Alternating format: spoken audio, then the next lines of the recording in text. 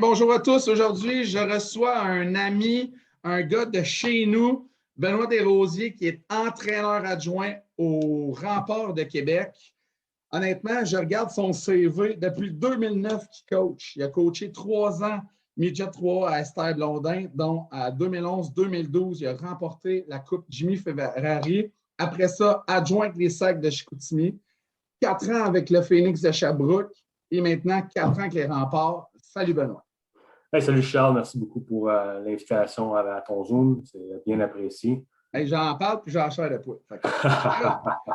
Comme on a parlé un peu, puis quand je t'ai approché pour t'avoir avec moi, j'aimerais voir à tes yeux l'évolution depuis 2009 du coaching à aujourd'hui. Tu as travaillé au Midget 3A, 3 ans après ça, un bon 9 ans dans le junior majeur. C'est quoi qui a changé du jour 1 à aujourd'hui?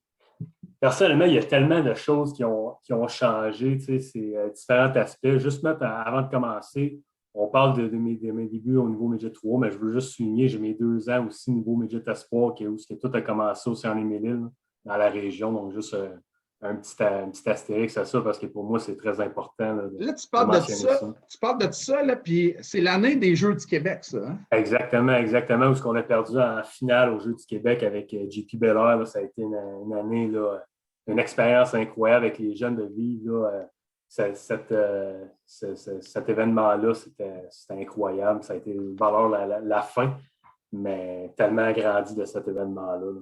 Ah, j'étais au match, là, je me souviens, je pense que vous aviez fini la game avec 2 lignes, 3 def, genre là.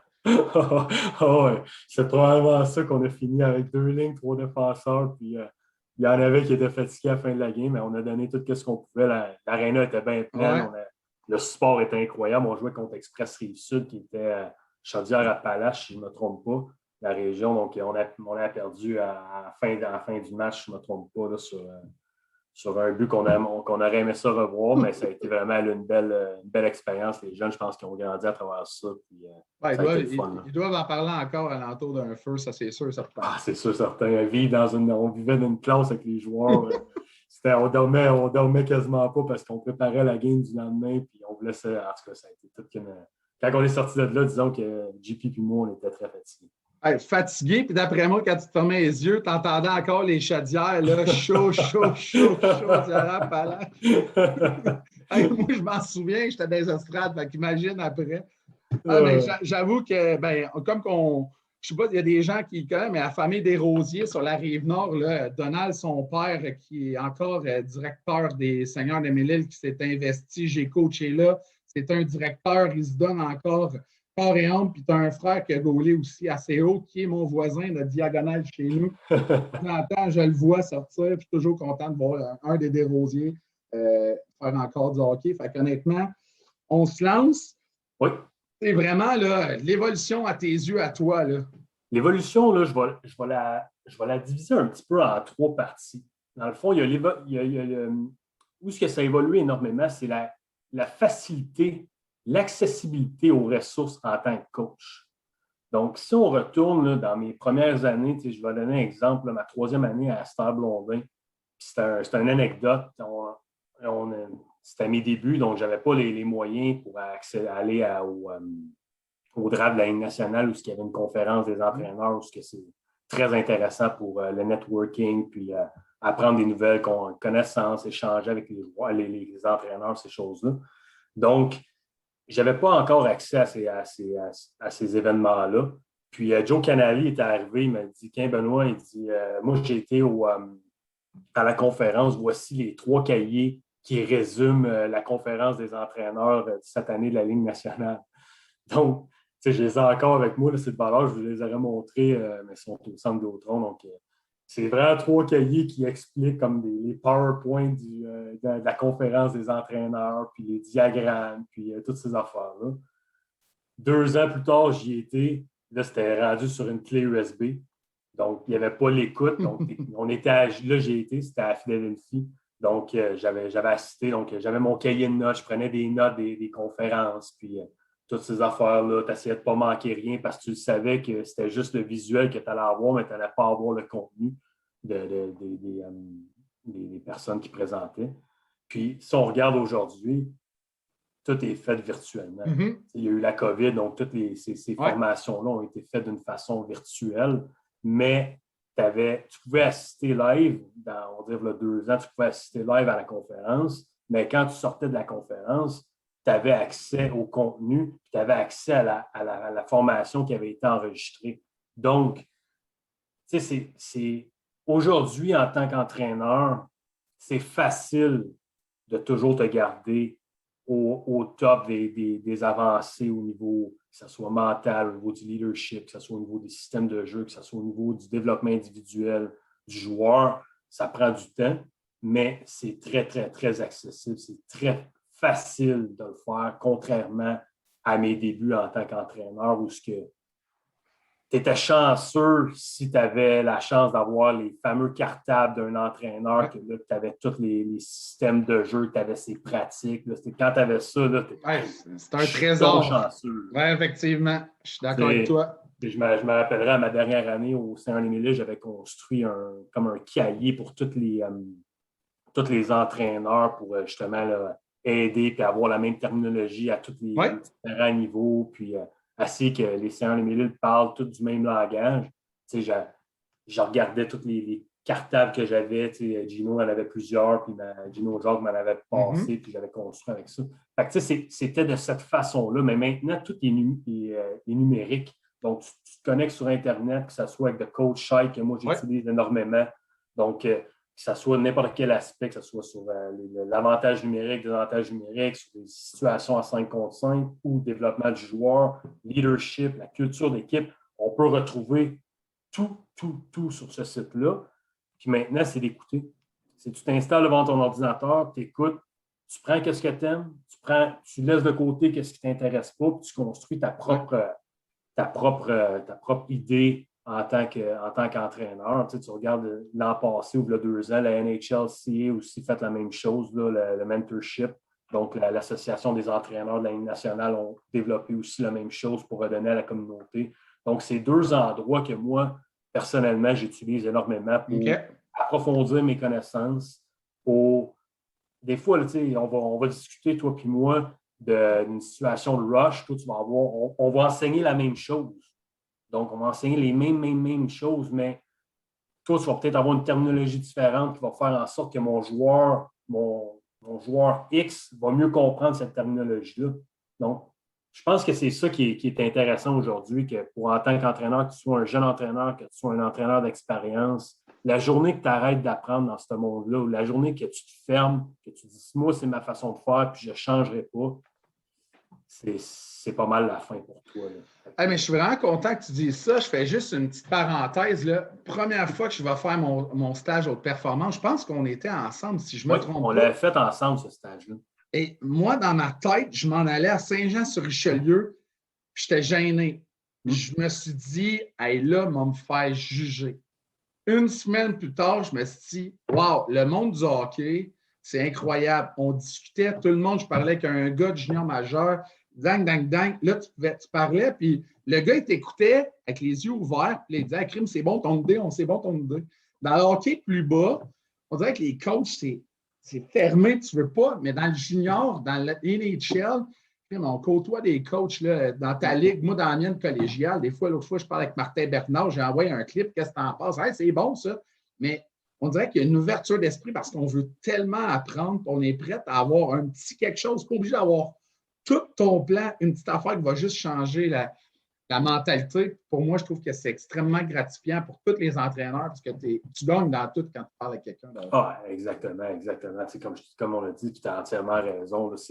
Là, le monde du hockey, c'est un petit monde, c'est un petit groupe, mais à cette heure-là, on ne peut plus rien cacher sur ton système de jeu. Tu as le vidéo, tu vas ça décortiquer. La seule façon qui va être différente, c'est la façon de l'enseigner qui est propre à toi-même.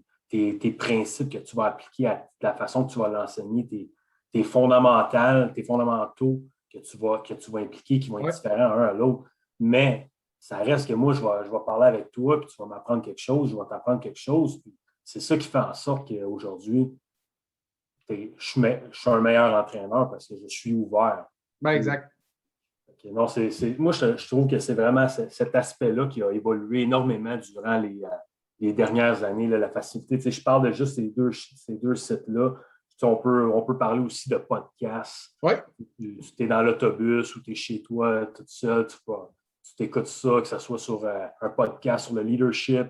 Moi, j'écoute beaucoup Glass and Out, qui fait partie un peu de Coach Site. Il y a plusieurs intervenants de grande qualité qui vont discuter, que ce soit n'importe quel terme, la gestion, peu importe, écoute ça, tu vas chercher qu'est-ce qu'il y en est. Donc, avant, c'était plutôt la lecture où tu allais chercher énormément. Tu vas lire 1, 2, 3 livres durant l'été pour aller essayer de chercher d'autres aspects. Mais maintenant, tu as la lecture, tu as justement les podcasts, tu as les sites Internet. Donc, tu as beaucoup de formations qui coûtent pratiquement rien et qui te permet d'évoluer dans tous ces aspects. Je suis d'accord avec toi. Juste le coach site que tu dis, moi, je suis membre. Honnêtement, là, tu as des conférences name à tous les jours. Sur Facebook, il y a tout le temps de conférences qui rentrent. Et l'autre fois, je pense que c'est l'été dernier, j'ai regardé une conférence sur les défenseurs suédois. Mais en plus d'en parler, mais te montre des clips, et tu vois, sérieusement, c'est écœurant. C'est écœurant. C'est ça, je regarde juste durant l'année, là, c'est la grosse tendance aussi dans les dernières années, c'est les skills coach. Donc, ils ont essayé de regrouper les meilleurs skills coach au monde, puis chacun avait un thème, puis ils discutaient de son thème-là. Je n'ai pas encore eu la chance de les écouter parce qu'on était vraiment dans le pic de notre saison, mais c'est sûr certain que ça va être quelque chose que cet été, je vais mettre l'emphase là-dessus parce que c'est un aspect qui était très, très, très important. Là. Donc, comme que je disais, c'est vraiment au niveau des ressources d'accessibilité. On parle de ces sites-là, mais on parle de Twitter. Tu vas regarder, il y a des analystes, des personnes qui sont des passionnés de hockey qui vont donner leur point de vue de telle situation, encore une fois, qui vont expliquer la situation, qui vont donner d'autres façons de voir la game, qui des fois qu'on peut attacher à il a raison, c'est intéressant, je peux amener ça dans mon équipe. Tu as YouTube, tu as Instagram, où ce que tu vas voir tous les skills coachs qui vont mettre leurs vidéos, les highlights, je pense qu'aujourd'hui, c'est autant pour le jeune, l'athlète a cette facilité-là d'accéder, mais autant le personnel hockey a aussi cette facilité-là. Je suis 100% d'accord avec toi. Là. Donc, ça, pour moi, c'était un des gros changements dans mes 10 dernières années, là, on va dire, si on compte à partir du midget 3, ça a été un gros changement. L'autre changement, évidemment, c'est la technologie. L'aspect technologique, ça, je regarde quand j'ai commencé au niveau midget espoir, on utilisait le Stiva pour découper les matchs, qui est encore quelque chose qui est utilisé probablement énormément partout. Moi, j'ai adoré travailler avec eux autres. La seule différence, c'est que la qualité de l'image n'était pas tout le temps au maximum, puis ces choses-là. Après ça, quand je suis arrivé, durant Stiva, j'ai réussi, quand je suis arrivé à Chicoutimi, j'ai réussi à instaurer l'iPad. Donc, c'était drôle. Cette année, il y a un de mes collègues des années passées qui m'a envoyé l'article. On était comme aventuriers là-dedans, on avait été la première équipe à amener l'iPad derrière le banc. Donc, avec une application, on est réussi à s'échanger on n'avait pas le feed live, mais on était en mesure de s'échanger des séquences. Okay. Puis on avait la séquence sur l'iPad. Donc, le joueur revenait au banc, était en mesure de le regarder. Mais ça, si on parle déjà des années là, 2012, en 2012 qu'on avait réussi à faire ça. Ça, c'était vous qui avez gossé de quoi pour être en mesure de... J'avais patenté de quelque chose, j'avais cherché, j'avais réussi, parce que la technologie a toujours été quelque chose qui m'a intéressé dans le coaching, de toujours d'être au top de tout ça pour me donner un autre aspect, parce que les jeunes aujourd'hui, pour essayer d'aller capturer leur attention, ces choses-là, il faut que tu sois un petit peu soit différent ou bien différents angles pour aller capter leur attention puis vraiment aller chercher leur confiance. Donc, des fois, ça va être juste un one-on-one meeting. Des fois, ça va être sur un tableau. Des fois, ça va être juste aller... mais tu sais, la vidéo, je pense que c'est vraiment un aspect maintenant qui est très important dans le coaching.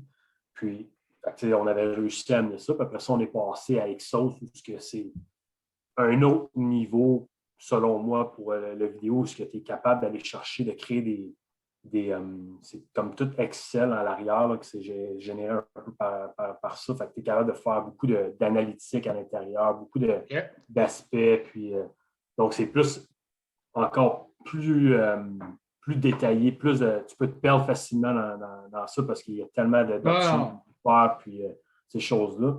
Donc, tu sais, ça a été au niveau de cet aspect-là que ça a beaucoup, beaucoup évolué, là, l'importance dans le coaching qu'on a accordé sur la vidéo, sur les préparations de match, sur la vidéo individuelle, sur name it, sur le pre-scouting, sur... c'est vraiment ça. Puis l'accessibilité aux vidéos. Je me rappellerai, quand j'ai commencé Midget 3, c'était impossible d'avoir la game qui s'était jouée la veille. Donc... Là, tu parles de toi ou de ton adversaire ou des deux?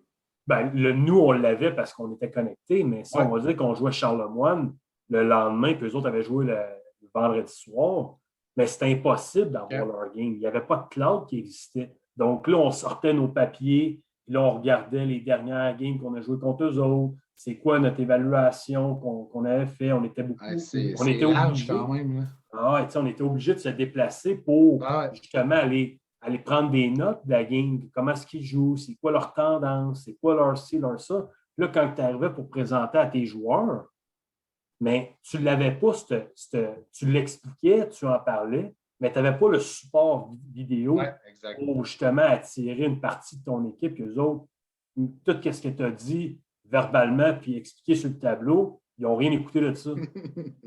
Fait que là, tu étais capable d'aller chercher différents aspects de leur écoute. Donc, ça a été vraiment un gros, gros changement. Tu sais, je me rappelle, il fallait que tu appelles le coach. Hey, peux-tu m'envoyer tel game que tu as joué contre? Là, ben, tu sais, ça ne marchait pas tout le temps. Puis, toutes ces affaires-là. Donc, aujourd'hui, que tu sois Midget 3, que ce soit toi au niveau collégial ou que ce soit junior majeur ou ligne nationale, il y a tout un nuage. Donc, tous les games de la Ligue sont là. Puis, tu t'en vas là, tu downloads la game, tu prépares ta game, tu es capable de regarder les 5 dernières, les 10 dernières, peu importe le nombre que toi tu veux, que tu as besoin pour préparer ton équipe. Donc, ça a été vraiment quelque chose qui a évolué dans cet aspect-là. Là. Incroyable. Puis, tu sais, je ne sais pas avec quel logiciel que vous faites à faire, il y en a beaucoup, mais des fois, tu peux avoir chiffre par chiffre du joueur, juste le power play, les shots, les sorties de zone, les arrêts du goaler, c'est name it. Là. Tu peux passer des heures à les regarder, mais tu passes moins de temps à les découper parce que ça, là, c'est. Non, exact. Nous, dans le fond, quand je suis arrivé à Sherbrooke, puis on a instauré le Exos à travers la Ligue parce que nous, dans le fond, toute la Ligue travaille avec ce logiciel-là. Donc, j'étais dans un peu le comité pour établir ça au travers de la Ligue. Puis, on a mis des standards à travers la Ligue justement pour que toutes les équipes aient un minimum de standards. C'est-à-dire que tout le monde découpe un D-zone, un offensive zone, le forecheck, le power play. Donc, quand on va le chercher sur le cloud, normalement, elle est déjà découpée. C'est déjà facile d'aller chercher tous les clips que tu veux faire. C'est sûr, certain que moi, j'aime mieux regarder la game au complet, mais ça, c'est libre à chacun des entraîneurs. Tu vois pas tout non plus là, quand tu découpes. Il y a peut-être des aspects qui t'arrivent avant le découpage. Le feeling de la game, le pace de la game. Donc, tu sais, c'est ces affaires-là. Donc, on a instauré ça donc, à travers la Ligue, tous les standards. Donc, évidemment, comme tu disais, le temps de glace, nous autres, quand on joue à domicile, c'est sûr, certain, je peux linker direct le temps de glace avec. Quand on est sur la route, je pourrais demander à mes joueurs, mais avec l'expérience que j'ai eue, il y avait beaucoup de marge d'erreur, puis ces choses-là. Puis je vais expliquer plus tard là, aussi l'arrivée des stats avancées. Donc, le lendemain, on a accès à leur time on ice. Donc, je ne voyais pas l'utilité d'utiliser un de mes joueurs pour faire le temps de glace. Oui, je comprends. Avoir la marge d'erreur trop élevée pour qu'est-ce que ça va lui donner. À la maison, on a quelqu'un qui fait ça, mais nos statisticiens sont en haut, puis ils nous le font, ils me l'envoient entre les périodes. Je pourrais le faire direct, mais j'aime mieux le faire, moi, manuellement. Là, après la game, j'installe mes trois périodes, je le signe. Je suis en mesure de tout voir. Là, c'est sharp. Je clique sur James Malatesta, puis je vais avoir tous les chiffres de James Malatesta. OK. Donc, cool. Ça, c'est un aspect qui a évolué énormément, le vidéo, puis l'utilisation du vidéo. C'est facile de se perdre, c'est facile de mettre beaucoup d'heures, puis ces choses-là, c'est de trouver un juste milieu de qu'est-ce que tu présentes, qu'est-ce que tu ne présentes pas au courant de ta semaine ou durant tes matchs. Et évidemment, mais là, tu as d'autres avancées qui ont continué au niveau de la technologie. Tu as des GPS maintenant qui sont capables de mettre sur un joueur. Donc, on retrouve ça beaucoup dans la Ligue nationale. Le gars va se mettre une ceinture sur lui. C'est un GPS, puis il va capter tout ce qu'il va faire. Donc, son workload va être calculé au millième près, puis tout ça. Fait que, eux autres, ils vont aller chercher la prévention de blessures, puis jusqu'à où on peut peser sa pédale, parce que, évidemment, les calendriers sont très chargés au niveau professionnel. Fait que, c'est rendu à un autre niveau. Ils ont du monde qui sont juste attitrés à collecter ces données-là, puis parce que, il y a tellement de données que tu peux te perdre là, facilement. Là. C'est d'aller chercher ce que tu veux. Moi, je ne l'ai pas encore expérimenté. C'est sûr, certain que c'est quelque chose que j'aimerais faire éventuellement, mais c'est quand même dispendieux. Mais c'est quelque chose que j'aimerais voir, là, comment est-ce que tu es en mesure de l'instaurer à ta saison, puis les bénéfices que tu es capable d'aller chercher là, par rapport à ça, soit encore une fois au niveau de la performance du joueur. Mais c'est quelque chose rendu là. C'est quelque chose, là. Wow. Non, si tu as la chance d'aller voir, là, ça s'appelle ces catapultes. Je te donne un que je connais, là, il y en a probablement d'autres, mais moi, c'est Catapulte. Donc, il est un peu le même. Ils ont acheté Exos dernièrement. Donc, eux autres sont vraiment spécialistes là-dedans. Là. Je dirais que c'est très, très populaire là, dans le soccer puis tous ces sports-là. -là, tu es capable d'avoir le tracé du joueur qui. Vraiment, là, c'est le fun. C'est vraiment. Ça n'arrête pas de progresser. Non, c'est fou. C'est ça qui est intéressant. Si on regarde, je ne connais pas encore ça, mais je ne sais pas si tu as eu la chance de voir ça. Là, il y a une coupe de Sense Arena qui est comme un genre de lunettes que tu mets et que tu es en mesure de te voir. Je n'ai pas encore approfondi ça. Je ne suis pas sûr. Là. Nous autres, il y a notre gardien, William Rousseau, qui utilise ça, si je ne me trompe pas. Lui, il visualise sa game qui vient de faire. Non, c'est vraiment, c'est comme là, je m'embarque dans quelque chose que je ne connais pas encore mais les grosses en détail, mais c'est que tu te mets une lunette, puis là, tu es capable de voir, là, c'est comme une game de hockey à l'avant de toi, puis tu as différentes situations, puis là, tu goals en même temps, puis tu t'arrêtes, puis tu peux le faire autant au niveau des joueurs, puis j'ai pu voir qu'ils commencent à être un petit peu associés à quelques clubs de la Ligue nationale, donc je pense que c'est un projet qui est en devenir. Est-ce que c'est excellent? Je ne suis pas capable de te dire aujourd'hui si c'est excellent, mais encore une fois, c'est à découvrir. C'est ça qu'au niveau du hockey et au niveau du sport, n'importe quel sport, c'est que ça n'arrête plus. L'avancée technologique, elle fait juste progresser. Toujours encore, c'est la performance. Comment est-ce qu'on est en mesure? Si on regarde juste au niveau de l'équipement des joueurs, dans les 10 dernières années, c'est incroyable l'avancée que ça a fait. C'est ça la beauté de la chose, c'est qu'il y a toujours des nouvelles choses à apprendre, des nouvelles affaires que tu peux amener dans ton bagage. On parlait tantôt là, que l'entraîneur a tout pour pouvoir upgrader facilement, mais le joueur aussi. Là, le joueur, s'il ne veut pas upgrader, là, mais... Non, puis ça, on le voit rapidement. La passion là, est tellement importante. C'est des heures. Là. Quand tu veux atteindre un niveau professionnel, il faut que tu sois en mesure de mettre beaucoup d'heures, beaucoup de temps. Parce que, le bon joueur, l'excellent joueur va toujours réussir à performer jusqu'au niveau junior. Mais du junior à l'autre niveau, c'est un autre step. Parce que là, tu ne te compares pas juste au Québec ou dans les Maritimes. C'est rendu à... N'importe qui est en mesure de développer des joueurs de hockey aujourd'hui. C'est mondial. Exactement, c'est rendu mondial. Puis c'est plus juste les Canadiens qui sont au top. Là. C'est rendu tout le monde qui va compétitionner, puis qui vont arriver, qui vont vouloir la poste pour jouer dans la Ligue nationale ou jouer dans n'importe quelle ligue professionnelle.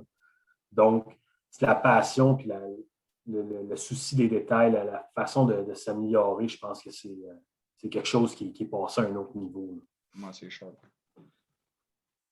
Puis, tu sais, c'est quand on parle aussi de l'avancée, on parle beaucoup maintenant de stats analytiques. Oui. Donc, tu sais, je me rappellerai toujours quand j'ai commencé au niveau Midget 3, on prenait les chance for, chance against, puis là, on regardait ça, puis là, on disait, on est rendu à un autre niveau. là, je suis arrivé à Sherbrooke, où j'ai amené un autre, après avoir parlé avec Michel Terrien, on avait un contact avec eux autres, puis on avait réussi à avoir leur post-game analysis qui utilisent eux autres au Canadien de Montréal. Donc, il y avait différents critères. Donc, tu avais les scoring chances qu'on analysait après la game, mais on les détaillait par rapport à ce que c'est une scoring chance for qui est off the rush, off the forecheck ou du offensive zone play, from the face-off. On avait vraiment détaillé ça à ma première année, je pense, à Sherbrooke. Tout ça, les joueurs qui étaient impliqués. Puis, à la fin de ce rapport-là, on était en mesure de voir le différentiel du plus-moins du joueur qui a généré de l'offensive, soit par une first touch ou bien par un assist. Puis, autant défensivement, est-ce que c'est le joueur direct ou bien il fait partie de la chance accordée. Donc, on utilisait ça, puis on était crème. On était en c'est quelque chose, là. On était rendu là. Après ça, j'avais décortiqué les face-off, toutes les zones à gauche, à droite, au centre, le win-loss, puis le pourcentage. Hey, OK, ce joueur-là a de la difficulté sur son côté droit, on va pouvoir le pratiquer. Mais aujourd'hui, nous, on fait affaire avec Sportlogiq. Donc, c'est une compagnie qui est établie à Montréal. Puis, la game finie, puis le lendemain, on a le rapport détaillé, les séquences vidéo qui appuient qu'est-ce qui est arrivé. Donc, encore une fois, l'information, il y en a beaucoup trop. Ouais. Dans le fond, comme coaching staff, c'est de se concentrer sur qu'est-ce que nous, on croit, qu'est-ce que nous, on veut mettre l'emphase sur, mais ça n'a plus de limite. Tu pourrais l'échapper, là. Tu pourrais l'échapper et être mélangé. Puis, c'est facile. C'est vraiment rendu, là, le hockey est rendu vraiment là, spécialisé, puis c'est rendu vraiment là, l'information, t'en as. Maintenant, c'est de vraiment choisir là, qu'est-ce qu'il y en a. Puis nous, on aime bien ça. Après chaque game, je vais chercher les analytiques, on regarde. Moi, c'est sûr, certain que ma liste est plus longue. Moi, j'aime ça les regarder au complet. Donc, j'ai tous les aspects. Pat, lui, il a ses critères que lui aime bien regarder. Donc, j'ai créé une façon de voir juste ses critères. Là, on parle au niveau du coaching staff, on parle de notre équipe, où est-ce qu'on peut voir une progression ou une régression. Ça peut nous donner des red flags après une game qu'on n'a peut-être pas vu. Donc, c'est vrai, on a de la misère à générer des chances de marquer dans la zone rapprochée du filet. Donc, on l'a vu sur vidéo, mais là, c'est vraiment flagrant. Donc, on va mettre l'emphase sur cet aspect-là dans la semaine de pratique suivante. Donc, on est en mesure de bien voir la progression de notre équipe, la régression ou qu'on est encore stable. Donc, c'est facile de voir. Mais c'est intéressant aussi au niveau du joueur. Parce qu'au niveau du joueur, durant l'année passée, avec l'aide de Sportlogiq, on a créé vraiment une chart où on peut voir le joueur, l'attaquant. J'en ai créé une cette année spécifique pour le défenseur. Puis les critères que nous, on a sélectionnés, qu'on croyait qui étaient importants pour le joueur offensif. Puis on est capable de le comparer par rapport à la Ligue au complet. Donc, moi, j'ai tous les joueurs, tous les attaquants de la Ligue, tous les défenseurs de la Ligue versus mon rapport qu'on s'est créé. Puis là, je suis capable de comparer, on va dire, Théo Rochette avec Maverick Bourque sur mes aspects que moi, que je crois qui est important. Donc, vous avez l'aspect comparaison? Oui, c'est comme ça. C'est vraiment, là, c'est incroyable. Puis, tu sais, quand il est arrivé le repêchage, on a regardé tous les joueurs de notre ligue qui avaient été repêchés versus ces analytiques-là, où ce qui se classait sur le percentile de la ligue. Parce que moi, je l'ai mis en percentile pour que ça soit vraiment là, que tu le vois au niveau visuel facilement. Tu voyais que tous les joueurs qui étaient repêchés dans la dernière QV, ils étaient tous dans le percentile élevé dans tous les aspects qu'on avait ciblés. Puis là, on avait regardé avec nos joueurs qui n'avaient pas été repêchés. Puis on avait dit, regarde, qu'est-ce qu'on a jasé durant l'année qui était à améliorer. Mais regarde versus les joueurs qui ont été repêchés. Donc, pour eux autres, c'est un visuel qui est très, très... que tu le vois tout de suite. Donc, c'est accrocheur.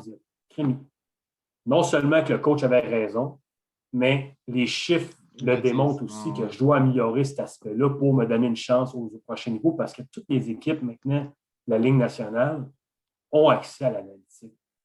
Donc, le scout qui va revenir voir les games, qui va avoir, on va dire, créé sa liste de joueurs, peut recevoir un appel de son organisation. Tu dis, hey, lui, là, tu l'as tassé de ta liste, mais ses analytiques sont bonnes. Tu es sûr que tu ne manques pas quelque chose? Donc, c'est tout ça qui est où ce que c'est rendu. Fait que le développement du joueur, eux autres, ils ont accès à ça après chaque game. Ils peuvent voir leur game, tous leurs chiffres.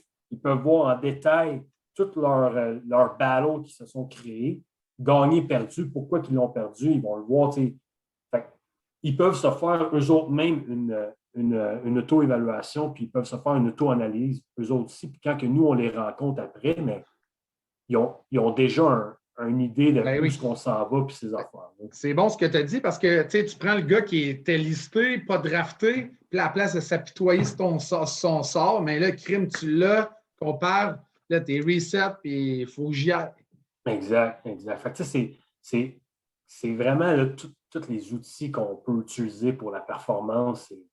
Ouais, c'est quelque chose. C'est un autre niveau. Là. C'est quelque chose.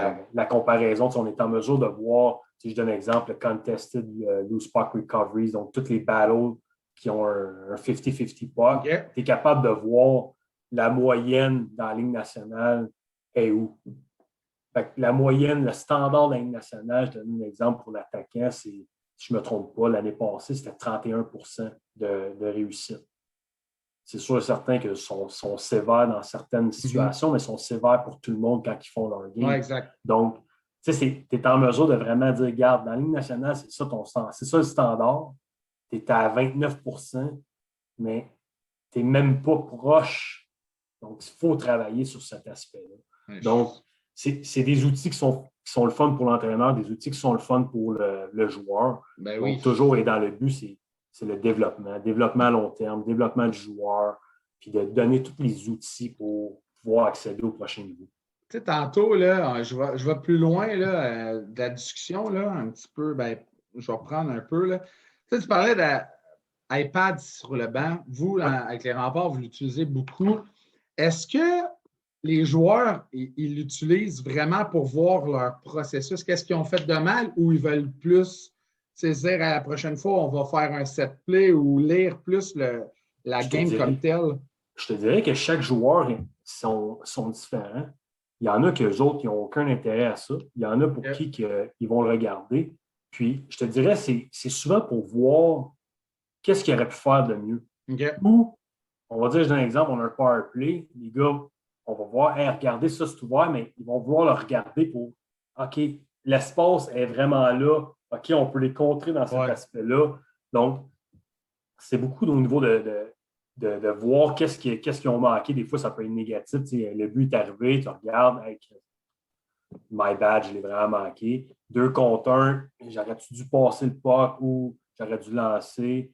Fait que, c'est vraiment libre à eux. C'est vraiment de voir leur lecture. Des fois, ça peut juste leur donner une certaine idée de quelque chose qu'ils ont vu, mais qu'ils n'étaient pas sûrs vraiment si c'était la bonne décision qu'ils ont prise ou ces affaires-là. Des fois, c'est juste pour valider un peu de qu'est-ce qu'ils perçoivent sur la glace versus qu'est-ce qu'ils est capable de faire au ralenti, parce que dans le fond, tu peux le mettre en slow motion. Fait que c'est vite la game de hockey, tu ne peux pas tout voir. Non, donc, ça leur donne un autre support là, que tu peux amener. Mais je trouve que c'est vraiment un outil qui est intéressant. Là, tu regardes encore la Ligue nationale, ils ont passé à un autre niveau. Là. Ils viennent d'amener le SAP, là, c'est sur l'iPad, parce qu'eux autres, ils ont l'analytique live sur le banc. Donc, ils sont capables de voir, tu iras voir sur l'article, c'était avec les Penguins de Pittsburgh qui parlaient de ça. C'est rendu là. Ils sont en mesure de voir le pourcentage, on va dire, d'un exemple, Crosby, comme le joueur de centre, sont capables de voir à gauche contre tel joueur, il est à tel pourcent. Ah ouais, le temps de glace live. Il y a tout là, en direct. C'est rendu, là, comme je te dis, ça n'arrête plus la technique. Fait que là, exemple, là, Philippe Dano arrive au centre. Prochaine fois qu'il pogne tel joueur, mais il va savoir combien de pourcentage. Puis ils sont capables de voir là, avec ça là, où est-ce que c'est rendu. Est-ce que c'est toutes les équipes qui l'utilisent? Je ne suis pas certain.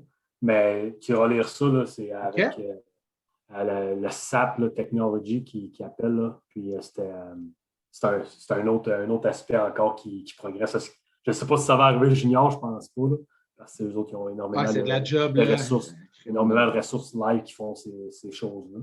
Mais il n'y a rien d'impossible. Là. Jamais on pensait d'être arrivé où ce qu'on est aujourd'hui dans le hockey junior majeur du Québec avec toute la technologie qu'on a, ces choses-là. Tout est fait à la disposition du joueur pour que le joueur progresse et s'améliore. Je pense, vous êtes la ligue de Next Step avant NHL. Pour moi, il faut que tu aies le même standard. Tu sais, je rouvre une porte. Là, tu sais, des fois, je vois une ligue midget 3 qui ont certains règlements que ce n'est pas la même que le junior majeur. Tu sais, mettons, je prends juste l'icing hybride. Le gars, il faudrait qu'il pratique parce qu'année prochaine, il va le jouer. Sauf que dans la Ligue nationale, les juniors majeurs ou les autres ligues juniors, je pense qu'il faut que tu sois, si c'est pas loin, très, très près de la même. Non, exactement. C'est vraiment l'encadrement des joueurs ressemble beaucoup à l'encadrement de la Ligue nationale. Ah, mais je ne suis pas inquiète que les joueurs en ce moment juniors, je regarde la qualité de coach, je regarde le staff de coach avant. C'était un entraîneur-chef, puis le coach GDF. Là, vous avez-vous du monde en haut? Nous, dans le fond, quand on coach la game, on a Pat, on a Lappy, on a moi. On a notre vidéo coach qui découpe la game live du bureau. Puis les games à domicile, on a notre goalie coach qui est en haut, qui regarde la game, qui nous amène des points entre les périodes. Puis, on est chanceux, on a un staff incroyable, tous des passionnés. Fait que, on est vraiment chanceux là, par rapport à ça.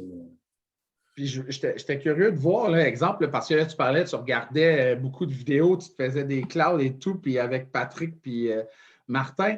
Tu sais, toi, ta tâche première avec les remparts, là, c'est quoi exactement? Là, d'après moi, vous faites du 8-10 heures dans le bureau, vous regardez des games en masse? Là? Ah, écoute, c'est des bonnes journées. Dans le fond, moi, j'arrive pas mal dans les alentours de 7 heures le matin à l'aréna.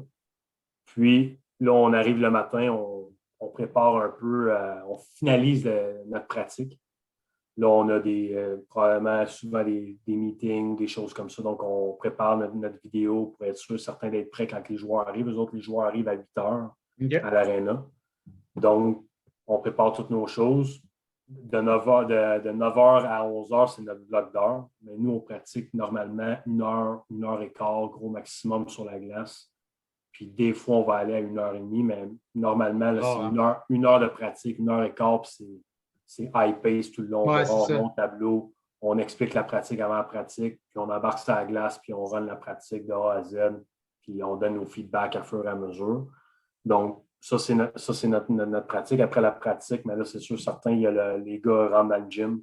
Donc, à tous les jours, ils vont au gym, que ce soit notre strength coach est là à full-time. Donc, il y a un plan établi avec eux autres, encore une fois, pour le développement du joueur, s'assurer que tout est fait pour que le joueur progresse. Puis là, dans ce moment-là, ben, on en profite pour faire des vidéos individuelles, ces choses-là. Nous, on est chanceux à Québec parce qu'on a le service de repas. Donc, de 11h30 à 12h30, les joueurs peuvent aller manger à la cafétéria. Donc, on a comme une cafétéria avec un buffet, donc on mange là. Puis après ça, c'est l'école. Donc, l'après-midi, c'est leur moment d'école qu'eux autres, cette année, on était à distance. Donc, tous les joueurs étaient au centre Vidéotron. Puis, il y avait 4 cours par session. Puis, on faisait de l'école de 1 heure à... C'était de 1 heure à 3 heures. En tout cas, il y avait 3 heures d'école à faire par jour, tous les jours. De 12h30 à 3h30. C'était notre période scolaire. Donc, pendant ce temps-là, nous autres, le coaching staff, c'est sûr certain qu'on regarde, toutes nos pratiques sont filmées. OK. Donc, on a, comme vous allez voir tantôt quand on va parler des deux drills que je vais expliquer, toutes nos pratiques sont filmées, donc on est en mesure de, tu sais, on va dire, dans une game, tu vas avoir peut-être 3, 4, 5, 3 contre 2. Mais quand tu le filmes, ta pratique, là, tu fais un drill de 3 contre 2, tu vas en avoir un volume. Ouais. Donc, dans ta facilité, c'est plus facile au niveau d'enseignement de voir le volume, puis le joueur, différents aspects qui est en mesure d'enseigner, puis ces affaires-là. Donc, on trouve ça très important maintenant, depuis cette année, qu'on filme toutes nos pratiques, puis qu'on a ça. Donc, on visualise des fois notre pratique. On on va voir l'adversaire contre qui on va jouer. On va regarder beaucoup de games de la Ligue nationale pour être sûr, certain qu'il y a des choses qu'on peut améliorer dans nos structures, dans nos ci, dans nos ça. Donc, le nombre de games qu'on regarde dans une année, c'est... Non, je te crois. Je ne peux même pas dire le nombre de matchs, mais on en regarde énormément, puis on veut toujours être à la fin de pointe, là, être au top pour assurer que l'information qu'on peut donner à nos joueurs, c'est pas cool, la meilleure. Regarde, tantôt, on parlait de prendre des idées. Tu sais, moi, je m'ai filmé mes pratiques parce que tu m'as donné le goût. J'ai vu vite ce que tu vas nous présenter tantôt. C'est sûr, je le fais parce que crime, ça va être gratifiant pour les joueurs. Puis comme coach, là. Ah non. Parce que tu vois, au niveau de la patinoire, tu n'as pas le temps de voir tout. Des fois, tu as des mauvais plis de certains joueurs que tu veux. Tu ne comprends pas pourquoi ils font ça dans le game, mais là, tu le vois. Puis... Exactement. Ouais, c'est bon. C'est vraiment, puis moi, c'est en assistant à des conférences, en assistant l'année passée, durant l'été, on était tous arrêtés. Donc, j'ai participé avec tous les vidéo-coachs de la Ligue nationale. On avait un meeting par semaine avec eux autres.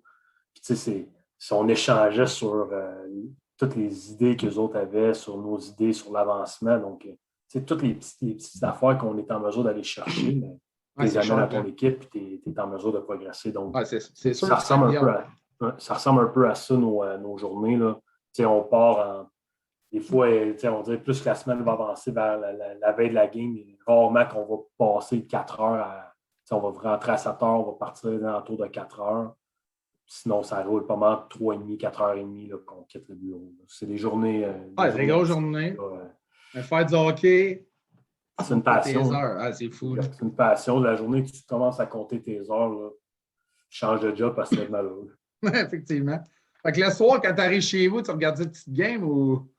Je te dirais que j'essaie de décrocher un petit peu. Tu sais, là, en ce moment, je regarde pas mal de games, toutes les séries du junior, j'y regarde beaucoup. Les games de la Ligue nationale, j'y regarde en diagonale un petit peu parce que j'ai accès à les avoir. Donc, c'est comme là, les matins, c'est souvent ce que je vais faire, là, regarder pour me créer ma banque de vidéos de la Ligue nationale, que ce soit au niveau structure, au niveau individuel. Donc, j'ai une banque que j'aime avoir, j'aime garnir à toutes les années. Donc, c'est pas mal ça que je fais. Est-ce que je le regarde vraiment tout le temps concentré? Je te dirais que non, mais quand j'arrive durant la saison, là, c'est pas mal le temps que je passe un peu avec la famille. Oui, je sens ça. La routine, les enfants arrivent, donc tu t'aides un peu à la maison, mais tu es toujours proche de ton téléphone parce que tu ne sais jamais, on reçoit un appel ou t'appelles ou peu importe, il est arrivé quelque chose, hey, j'ai vu quelque chose, qu'est-ce que tu en penses? Fait que tu arrives à la maison, tu décroches, mais ta tête est encore là. Elle est encore au bureau, elle est encore au hockey parce que il faut que je prépare ma journée de demain, il faut que je sois meilleur demain, il faut que je trouve une façon, le powerplay n'a pas bien fonctionné à la pratique. Comment est-ce que je pourrais tweaker? Qu'est-ce que je préfère comprendre aux joueurs pour qu'ils prennent confiance, qu'ils débloquent? Fait que, oui, tu quittes le bureau.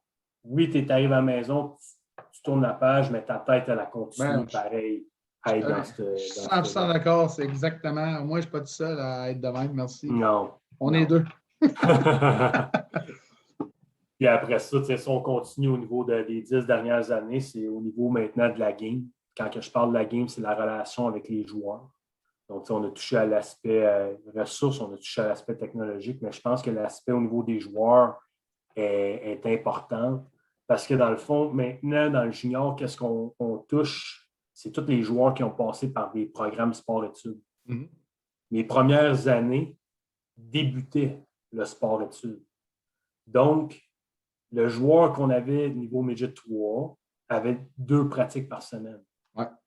Donc, ses connaissances, je ne sais pas si je peux appeler ça des connaissances, mais était comme si c'était tout nouveau.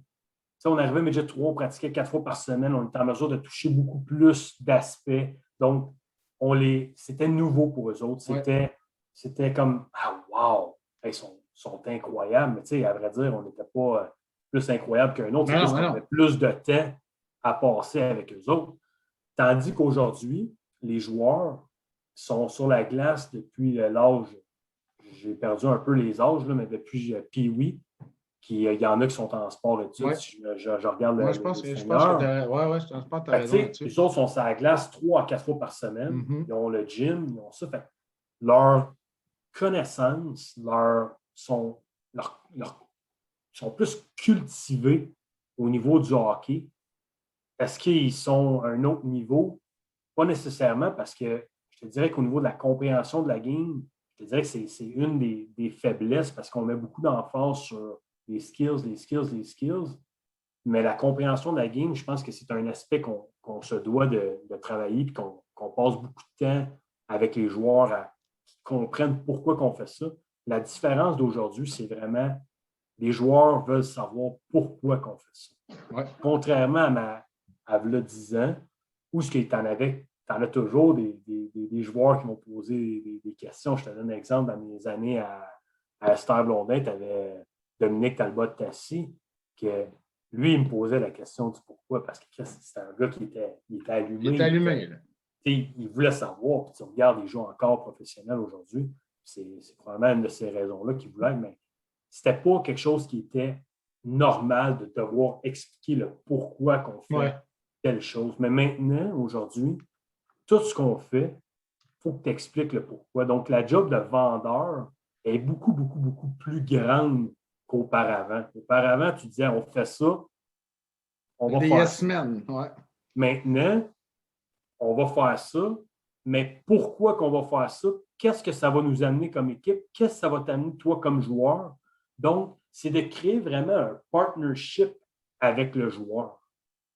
Le joueur a des attentes, le joueur veut progresser. Nous, comme équipe, on veut amener ce joueur-là à un certain niveau. On veut que l'équipe progresse. Donc, c'est les deux entités, le coaching staff, les joueurs, veulent la même chose. Donc, c'est de créer vraiment un partnership. Les deux, on embarque un lien de confiance solide pour pouvoir amener le joueur et l'équipe à un autre niveau. C'est ça bon. Qui est intéressant. C'est très bon ce que tu dis, là. Tu sais, tu parlais quand tu coachais Espoir au Seigneur, tu disais que tu avais fait un cahier pour un lexique et autres. Ouais. Mais maintenant, les jeunes atomes, puis oui, ils savent le lexique. Hey, tu arrivais à Bantam, tu parlais F1, F2, F3, des gars, qu'est-ce que c'est ça? Maintenant, ils savent à la jeune âge. Exact. C'est ça, je pense que ça te fait avancer. Ce que je suis persuadé dans les années quand tu coachais à Esther Blondin, qui pratiquait 2 fois, F1, F2, F3, peut-être qu'il y en a qui ne l'ont jamais entendu parler. Non, maintenant, tout le monde le sait. Exactement, puis tu as entièrement raison. Donc, c'est vraiment, c'est une des raisons pourquoi on avait amené ça au Seigneur des Mille, parce qu'on savait qu'on s'en allait vers un sport-études dans les années suivantes, puis on voulait que le coach du Pee-Wee parle le même langage que le coach du Midget Espoir, parce que c'était vraiment un développement, parce qu'on savait qu'on s'en allait tous au Midget 3 après pour les Vikings. Donc, c'était assez d'avoir une base, puis que la base, parce que la fondation de n'importe quelle organisation, c'est la base de tout. Si ta fondation n'est pas bonne, c'est des bonnes chances que ton succès d'équipe soit aussi pas bon. Donc, c'est vraiment ça. Fait que le partnership que tu crées avec tes joueurs, parce que maintenant, les joueurs, là, c'est tellement spécifique le hockey. Le gardien de but va avoir son goalie coach personnel durant l'été. Il va avoir son goalie coach des organisations qui c'est full-time. Tu vas avoir le joueur qui va avoir son skills coach personnel. Il y en a qui vont avoir même le skating coach qui va avoir. Il va avoir son préparateur physique. Donc, c'est vraiment rendu un niveau où c'est spécialisé au maximum. Donc, eux autres aussi ont accès à toute l'information qu'on parlait du coaching. Ils ont Instagram qui follow tous les skills coach, qui follow tous les joueurs, les highlights, ces affaires-là. Donc, c'est vraiment là, d'arriver et de vendre. Parce que la game de hockey, là, il y a 10 ans aujourd'hui, là, le but reste le même. Ça n'a pas changé. Est-ce que la game, elle évolué? Oui, à cause de tous les systèmes de technologie, ces affaires-là, l'analyse de game, ces affaires-là, les ajustements que tu peux apporter, le perfectionnement du système. Parce que le système 1-2-2, quand on regardait en confinement l'année passée, en 1993, il était le 1-2-2 pareil. La seule différence, tu avais la ligne rouge qui était encore là. Donc, tu sais, au niveau système, tu en avais des équipes qui jouaient du 1-3-1, tu en avais des équipes qui jouaient du 1-4, tu en avais. Fait que, tu sais, au niveau système, on retrouve des similitudes. Maintenant, il est peut-être plus détaillé qu'auparavant. tu regardes le hockey maintenant, il est plus en unité de 5. Ouais. On va dire qu'auparavant, même quand j'ai commencé Midget 3, c'était les attaquants, les défenseurs. Mais maintenant, quand tu es en zone offensive, c'est une unité de 5. Ça se peut que ton défenseur il soit rendu à travailler comme F3, qui soit en bas de zone, qui permettent justement la circulation, d'attaquer la zone dangereuse, qui fasse partie de ça. Tu regardes Toronto en ce moment où il circule beaucoup dans la zone. Donc, c'est vraiment autant sur ton breakout que sur ton rush, que peu importe la situation, c'est vraiment des unités de 5 parce que tu veux aller passer du temps dans la zone offensive. Donc, ça, je te dirais que cet aspect-là est un petit peu différent ou amélioré, comme on peut dire. Les thèmes ont évolué là-dedans. Les joueurs sont plus allumés aussi, ils connaissent la game. Là. Fait qu'ils passent-leur pas un sapin parce qu'ils savent. Non, tu t'en vas sur Google, tu marques ce que le coach vient de dire, puis tu vas être capable de dire it's wrong or c'est facile. Là. Il est cellulaire, clac, clac, clac. OK, qu'est-ce qu'il vient de dire là? Lui, il est dans le chien. Là. Ah ouais. C'est vraiment de t'assurer que ce que tu leur dis est vrai, d'être vrai avec eux autres, de donner ta ligne directrice, de donner ton point, puis de créer ce partnership-là avec ton joueur, avec ton équipe. J'ai rarement vu un joueur moi arriver à une game et dire hey, à soir, là, je veux perdre la game. Fait que, n'importe quel athlète est fier, n'importe quel athlète veut gagner. Maintenant, c'est de créer ce lien-là pour les aider puis faire partie justement de leur succès pour leur carrière. Je suis 100% d'accord avec toi. Honnêtement, c'est très bon ce qu'on parle. Moi, j'ai une question pour toi avant qu'on s'en aille sur l'aspect pratique, là, les drills que tu veux nous présenter. Le futur de Benoît Desrosiers comme coach, c'est quoi tes aspirations? Là? C'est sûr, certain que depuis que je suis jeune, mon but premier, c'était de jouer au hockey professionnel. Quand j'ai arrêté de jouer au hockey, j'ai commencé à coacher. Mon but premier, c'était d'arriver dans le hockey professionnel. Ça fait maintenant, je vais commencer ma 10e année, je pense, junior l'année prochaine, ou en tout cas dans ces coins-là. Mon but reste encore le même, c'est de pouvoir atteindre un niveau supérieur dans le hockey. Ça va être comment ma route, c'est tellement un monde qui est très compétitif. Des coachs de hockey, il y en a partout dans le monde. Des bons coachs de hockey, il y en a partout. Donc, c'est de vraiment trouver la façon. J'ai eu plusieurs rencontres, plusieurs discussions avec certaines équipes. Maintenant, c'est de trouver la bonne façon de rentrer dans le niveau supérieur. Puis ça, c'est encore de voir est-ce que ça va être en tant que vidéo coach, puis après ça, devenir un assistant coach. Est-ce que ça va être un assistant coach? Est-ce que ça va être...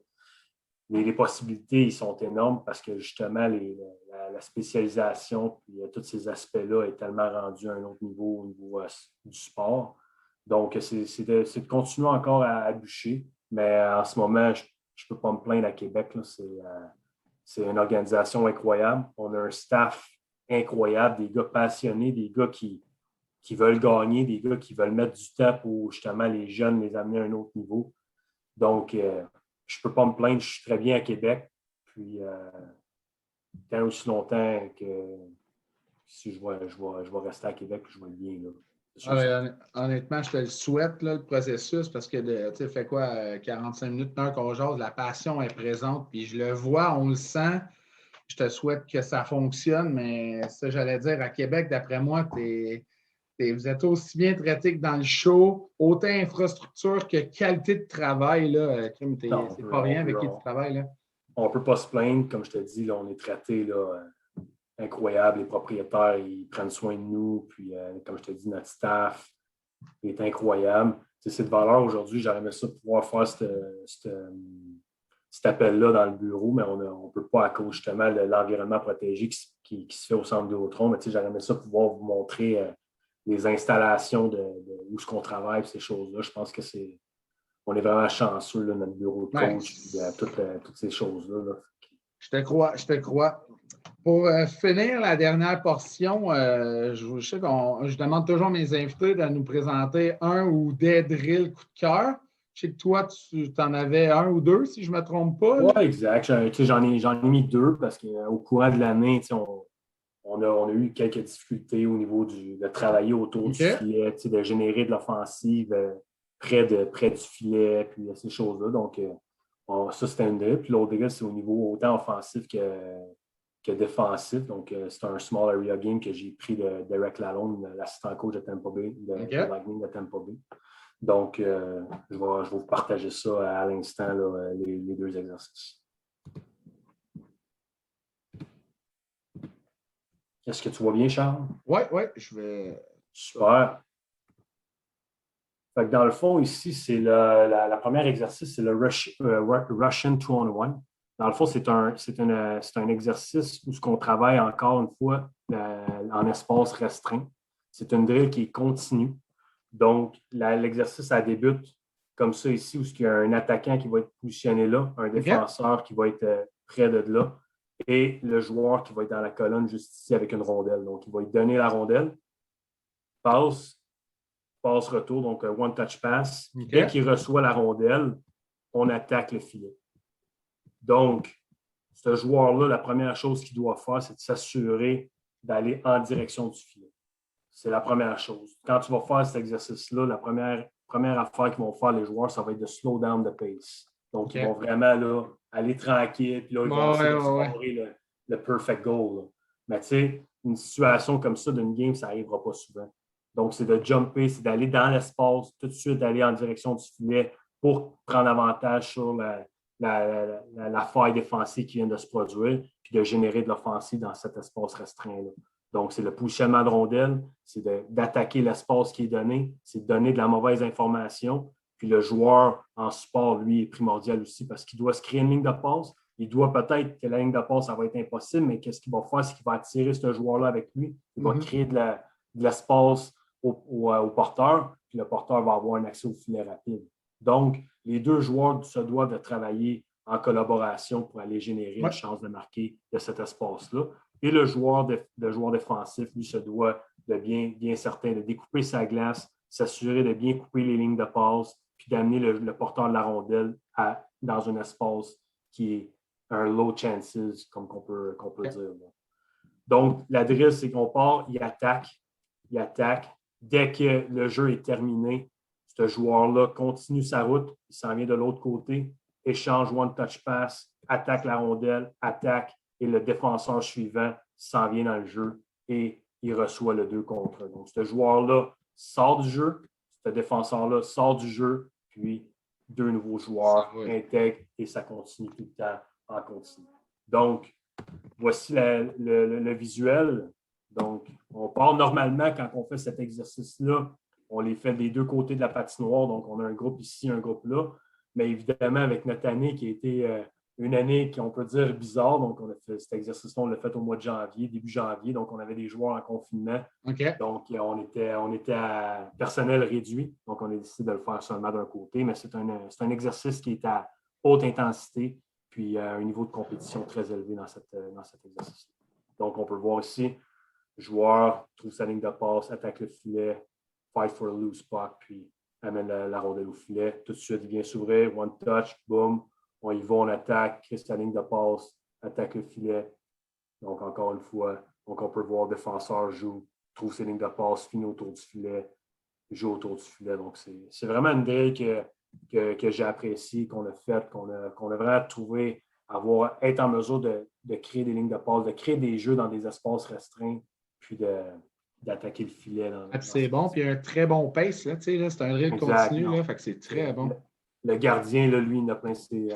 il est dans le jus. Il a plein ses shorts, là, après ça, comme on dirait, là, après cet exercice-là. Là, il en a plein. Puis après ça, tu peux le faire aussi d'une variée qui est moins en continu, qui va être plus au signal de l'entraîneur. Donc, c'est le même positionnement, mais c'est plus concentré. Donc, quand on a fait cet exercice-là, on voulait vraiment aller derrière le filet. Dans l'autre exercice, le joueur a la liberté de pouvoir attaquer derrière le filet s'il n'y a pas l'espace. Mais dans cet exercice-là, c'est plus spécifique. On veut générer de l'offensive de derrière le filet. Et ça, tu le pars pareil, mais le gars, il est en bas. Exactement. Donc, là, on va avoir le défenseur ici, on va avoir l'attaquant là, puis on va avoir notre F1 qui OK. qui est direct là. Puis le joueur en attente, la seule affaire qu'il fait, lui, Il va amener la rondelle derrière le filet. OK. Donc, amène derrière le filet, il joue là un contre un, lit l'espace, puis là, encore une fois, essaie de générer de l'offensive de cet espace. Donc, une autre séquence ici, s'en vient là, tight turn, amène la rondelle, jam le net, s'en va, finit autour du filet. Donc, c'est différents aspects de la façon dont, au fond, c'est toujours s'adapter des situations restreintes par rapport à tes besoins de ton équipe.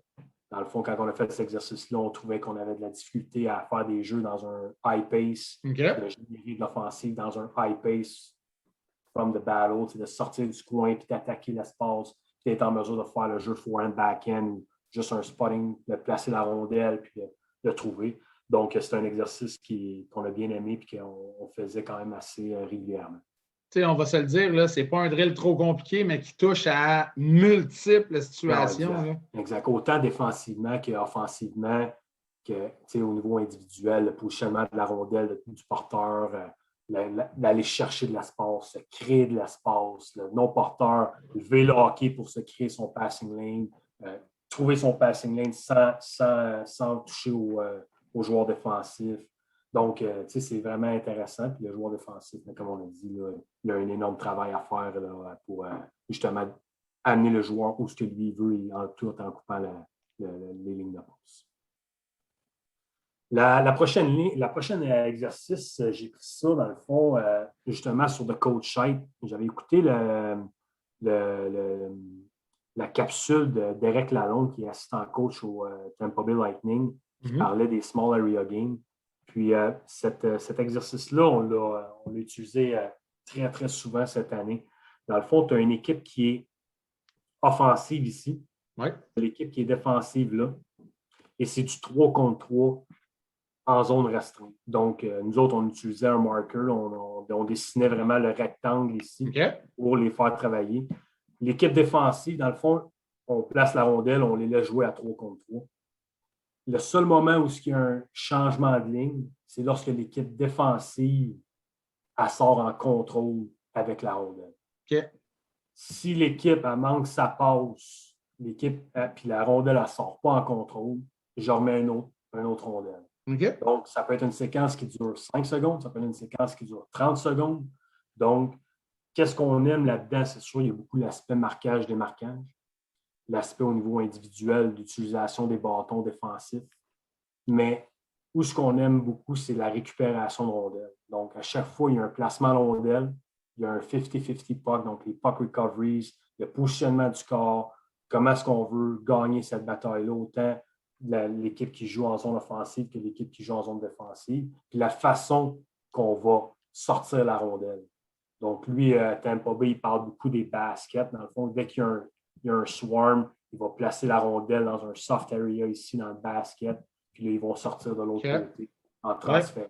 Donc, c'est des aspects qu'on aime. Puis offensivement, c'est d'être en mesure de générer un 3 contre 3 en espace restreint par une circulation, par attaquer l'espace, par give and go, par scissor, par tous ces aspects-là, on le retrouve et on travaille notre offensive de cette façon-là. Donc, c'est une drill, encore une fois, qui est en continu. Donc, 3 minutes d'un côté, 3 minutes de l'autre. Donc, quand tu fais ça, puis après ça, encore une fois, là, c'est un high pace. Ça compétitionne. Les joueurs veulent gagner.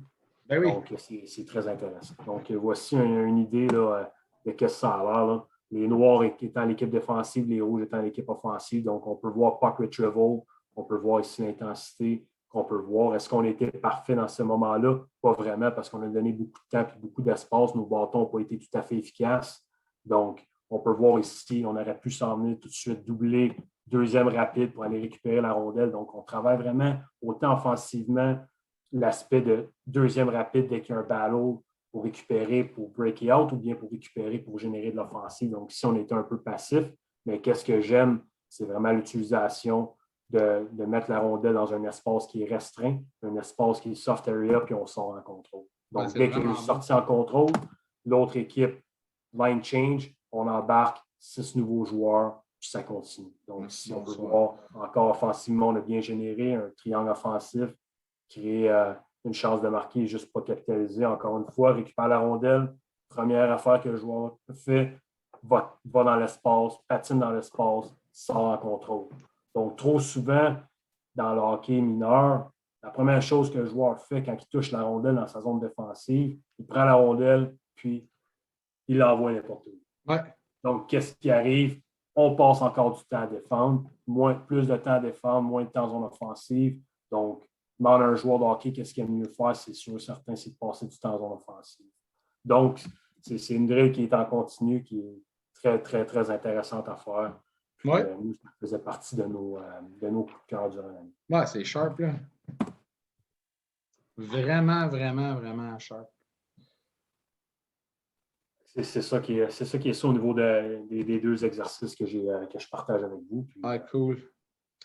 Okay, Benoît, honnêtement, j'apprécie ta venue.